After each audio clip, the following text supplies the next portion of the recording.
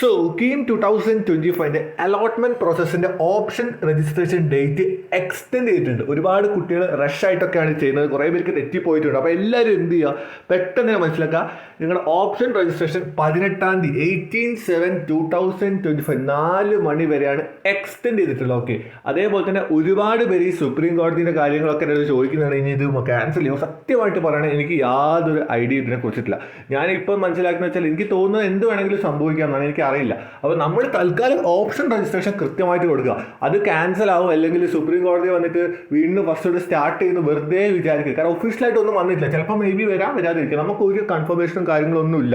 അപ്പോൾ നമ്മൾ മനസ്സിലാക്കേണ്ടതാണ് കൃത്യമായിട്ട് ഓപ്ഷൻ രജിസ്ട്രേഷൻ കൊടുക്കുക. ചില കുട്ടികൾ ഇപ്പോൾ എന്താണ് ഇത് ക്യാൻസൽ ആവും അതുകൊണ്ട് ഞാൻ കൊടുക്കുന്നില്ല അങ്ങനെ വിചാരിക്കുകയും ചിലപ്പോൾ നമ്മൾക്ക് അനുകൂലമായിട്ട് ഇത് വിധി വരണമെന്നില്ല. അപ്പോൾ നമ്മൾ എന്ത് ചെയ്യുക, കൃത്യമായിട്ട് ഇപ്പം പറയുന്ന പ്രൊസീജിയേഴ്സ് ഫോളോ ചെയ്യുക.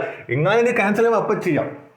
ഓക്കെ, എല്ലാവരും ആ രീതിയിൽ തന്നെ ഫോളോ ചെയ്തു. അപ്പോൾ കൃത്യമായിട്ട് ഞാൻ പറയുകയാണ്, ഓപ്ഷൻ രജിസ്ട്രേഷൻ എല്ലാവരും കൃത്യമായിട്ട് 18/7/2025 4 മണിക്ക് മുന്നേ ചെയ്യുക.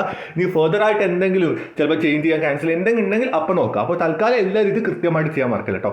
സോ പിന്നെ നിങ്ങൾക്ക് ഓപ്ഷൻ രജിസ്ട്രേഷൻ കൊടുക്കുമ്പോൾ നിങ്ങൾക്ക് കോളേജ് കൃത്യമായ ലിസ്റ്റ് ഞാൻ ഓൾറെഡി ഉണ്ടാക്കിയിട്ടുണ്ട്.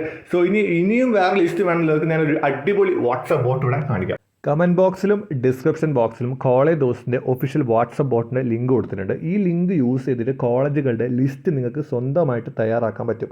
അപ്പോൾ ഇൻട്രസ്റ്റ് ഉള്ള എല്ലാവരും എന്ത് ചെയ്യുക, കൃത്യമായിട്ട് എന്ത് ചെയ്യുക, ഈ ലിസ്റ്റുകൾ അനാലിസിസ് നടത്തിയിട്ട് നിങ്ങൾക്ക് എന്ത് ചെയ്യുക, ഒരു കോളേജ് ലിസ്റ്റ് ഉണ്ടാക്കുക. എല്ലാവർക്കും ലാസ്റ്റ് റാങ്ക് PDF യൂസ് ചെയ്യുക. അപ്പോൾ എന്തായാലും ഈ വാട്സപ്പ് ഈ ബോട്ട് യൂസ് ചെയ്യുക. ഒരുപാട് വെറൈറ്റി കാര്യങ്ങൾ നിങ്ങൾക്ക് അതിനകത്ത് കാണാം, കോളേജ് റിവ്യൂ ഒക്കെ ഉണ്ട്. സോ